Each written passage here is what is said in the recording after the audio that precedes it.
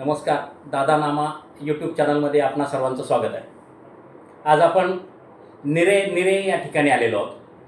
खरं तर पुरंदर तालुक्यातील एक प्रमुख गाव, त्याचबरोबर प्रमुख बाजारपेठेचं गाव. निरा म्हटलं की आपल्याला चव्हाण फॅमिली हा विचार डोळ्यासमोर येतो. गेले अनेक वर्ष सातत्यानं जवळजवळ 3 पिढ्या हे चव्हाण फॅमिली निरेच्या विकासामध्ये वेगवेगळ्या, मग सामाजिक असेल, धार्मिक असेल, राजकीय असेल, शैक्षणिक असेल, अशा विविध विकासामध्ये चव्हाण फॅमिलीचा फार मोठा वाटा निरेच्या विकासामध्ये राहिलेला आहे. सातत्यानं जवळजवळ 3 पिढ्या, मग लक्ष्मणदादा असतील, मदन नाना असतील, दत्ताबा चव्हाण असतील, त्याचबरोबर नव्याने तरुण पिढीमध्ये राजेश चव्हाण असतील, विराज चव्हाण असतील, अशा पद्धतीनं नवीन पिढी सातत्यानं गेले अनेक वर्ष निरेच्या विकासामध्ये, निरेच्या गोरगरीब जनतेच्या भल्यासाठी झटत आलेली आहे. आज आपण याच पिढीतील, या विकास प्रक्रियेतील एक महत्त्वाचं नाव की गेली 22 वर्षापासून समर्थ पतसंस्थेच्या माध्यमातून वेगवेगळ्या लोकांना, छोट्या मोठ्या व्यावसायिकांना, गोरगरिबांना आर्थिक उन्नतीसाठी मदत करणारे राजेशजी चव्हाण यांच्याबरोबर आज आपण संवाद साधतोय. नमस्कार राजाभाऊ. नमस्ते राजाभाऊ. गेले अनेक वर्षापासून मी चव्हाण फॅमिलीचा जो निरेची असणारा संबंध, ऋणानुबंध पाहत आलेलो आहोत.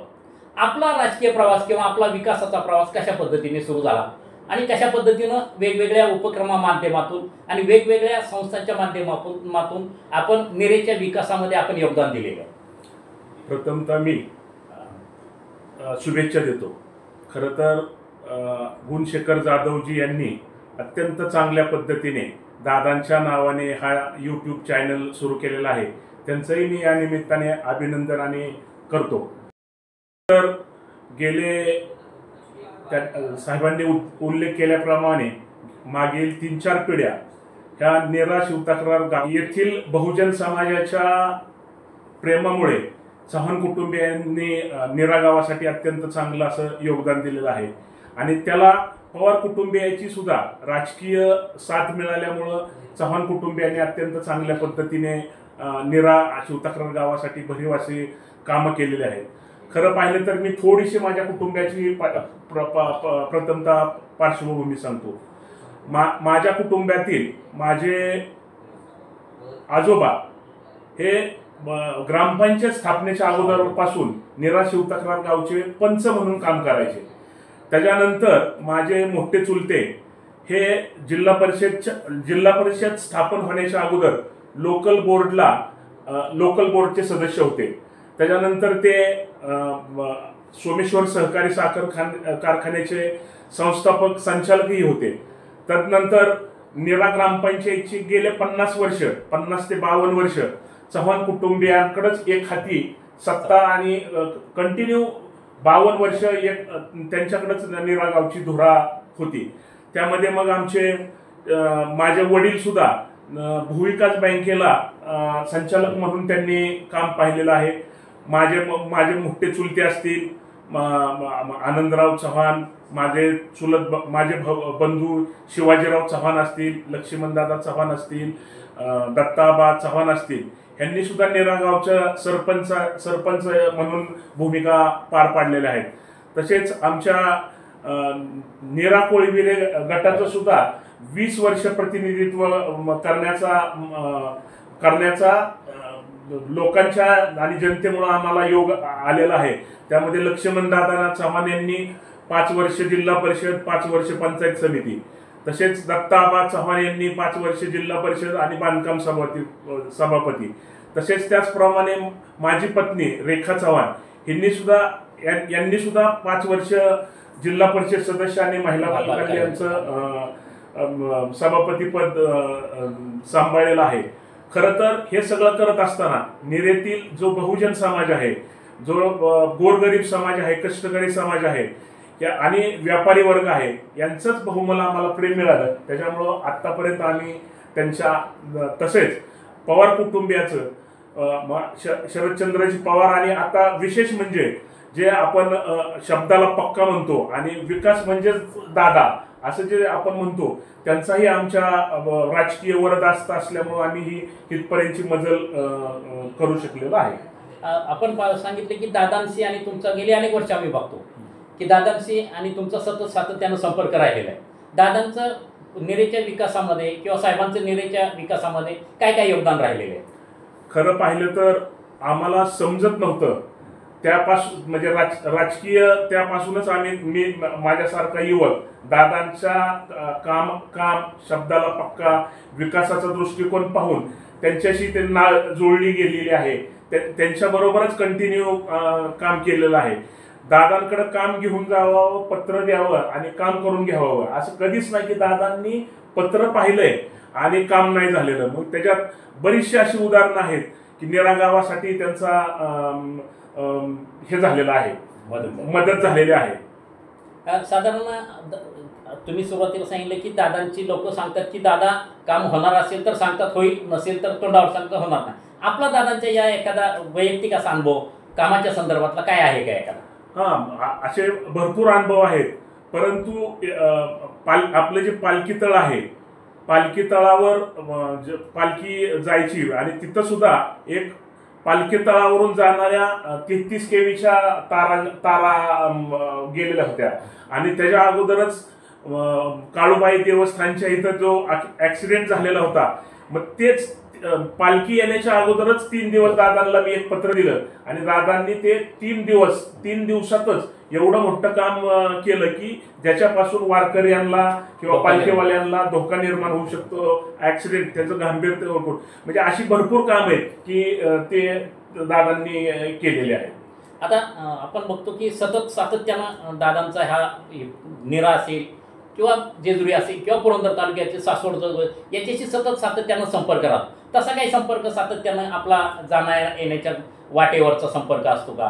कधी दादा वेगवेगळा, म्हणजे आपण बघतो की विकासाच्या संदर्भामध्ये तर ते मदत करतातच, परंतु कार्यकर्त्यांच्या सुखदुःखामध्ये सुद्धा ते सहभागी होतात. एखादा जर प्रसंग आला तर दादा त्या कार्यकर्त्याला पाठीमागं उभे राहतात. असं काय एखादा प्रसंग किंवा असे काय आपल्याला घटना सांगता येईल का? मी तर म्हणेन, म्हणजे दादांच्यावर प्रेम तर आहेच आणि प्रेम आहे म्हणून बोलतो, नाही तर उभ्या महाराष्ट्रात संकट आल्यानंतर किंवा दादांची एखाद्या राजकीय नेत्याची गरज भासल्यानंतर कोण उभं राहत असेल तर मी ठाम छातीतोपपणे सांगू शकतो की ह्या संकटाच्या काळी किंवा गरजेच्या काळी उभं कोण राहतं तर फक्त अजितदादा. ह्याचे अनुभव आम्ही घेतलेले आहेत. आम्ही दादांना पाहिलेलं आहे. आम्ही लहानपणापासून पाहतोय की दादा हे तुम्ही फोन करा, तुम्ही पत्र द्या, त्याच्यावर लगेचच रिस्पॉन्स देतात आणि ते काम करून देत असतात. आता आपण बघतो की दादांचा 22 जुलैला वाढदिवस साजरा केला जातो. मी अनेक वर्षापासून बघतो की वेगवेगळे उपक्रम दादांच्या वाढदिवसाच्या निमित्तानं तुम्ही करत आलेला. यावर्षी तुम्ही काय ठरवलेले, काय उपक्रम आहे दादांच्या वाढदिवसाचा? मी गेले अनेक वर्ष दादांच्या वाढदिवसाच्या निमित्ताने कार्यक्रम घेत असतो. मग अगोदर बॉडी शोच्या स्पर्धा घेतलेल्या असतील, कबड्डीच्या स्पर्धा घेतलेल्या असतील. मागच्या वर्षीच मला वाटतं मी रक्तदान शिबिर घेतलं होतं आणि 554 पुरंदर तालुक्यात हायेस्ट रक्तदान इथं या समर्थ पतसंस्थेच्याच पटांगणात घेतलं होतं. तर असं मी ह्याही वर्षी कबड्डीच्या स्पर्धा घेण्याच्या नियोजन करणार आहे, असं मी हे करतो.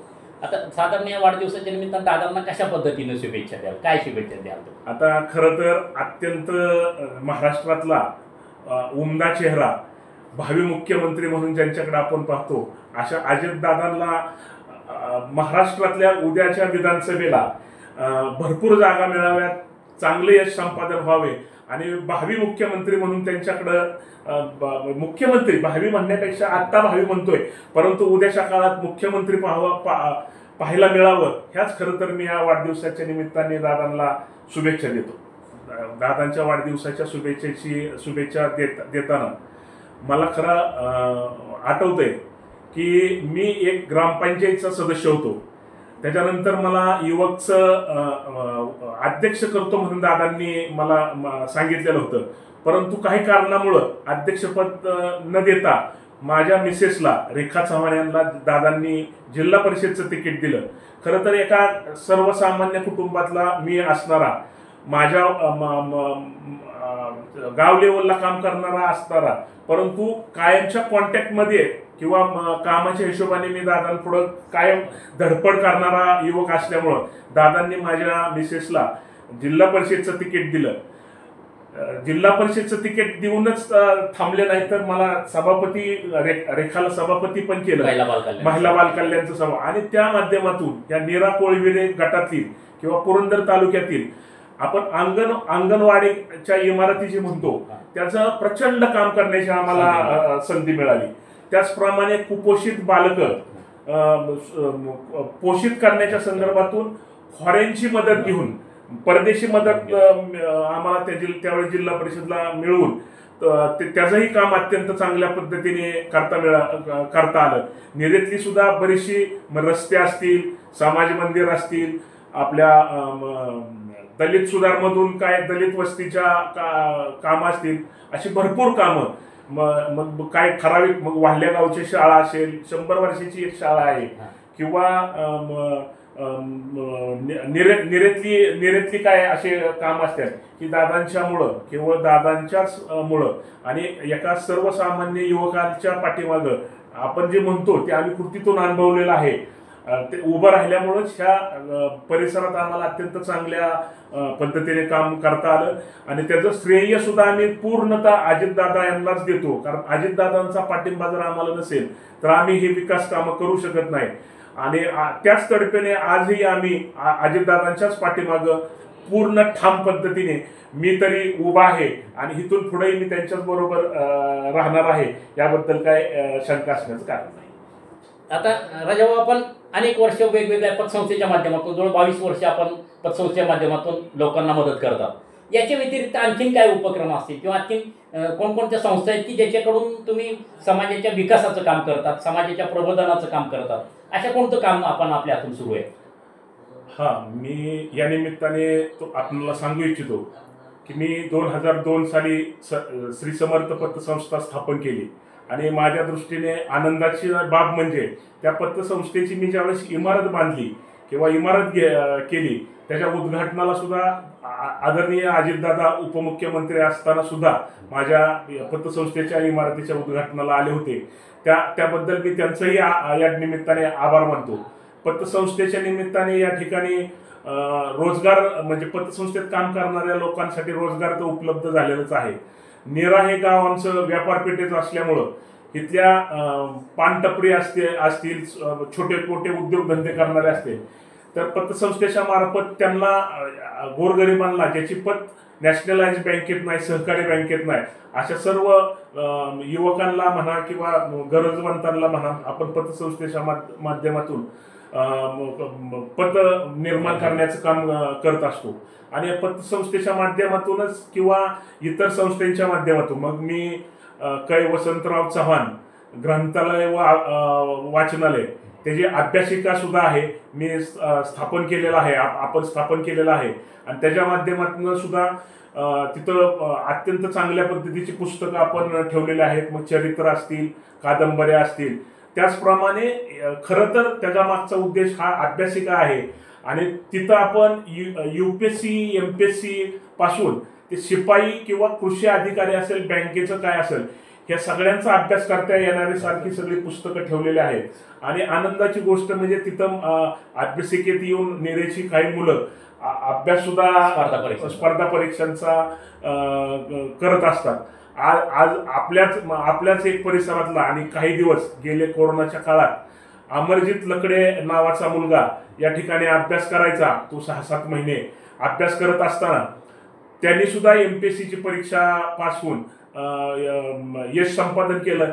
हे सुद्धा आम्हाला आमच्या अभ्यासिकेच्या यश आहे आणि त्याचंही आम्हाला कौतुक आहे. त्याचप्रमाणे या ठिकाणी पाठीमागे आम्ही जिम चालू केलेले आहे.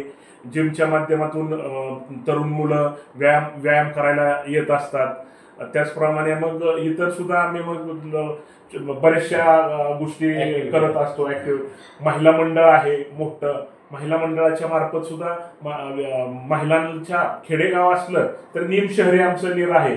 त्यांच्या कलागुणांना वाव मिळण्यासाठी दरवर्षी आम्ही तसे उपक्रम राबवत असतो. त्याचप्रमाणे दरवर्षी आदर्श महिला आम्ही दरवर्षी अशा 5 निवडत असतो विविध क्षेत्रात काम करणाऱ्या. मग कोण डॉक्टर असेल, कोण समाजकार्यात असेल, कोण शेतीत काम करणाऱ्या असेल, अशा 5 महिलांना पण प्रत्येक वर्षी नीरा महिला मंडळाच्या माध्यमातून आम्ही त्याला आदर्श महिला म्हणून पुरस्कार देत असतो. असे विविध कार्यक्रम आम्ही नीरा गावात राबवत असतो. धन्यवाद.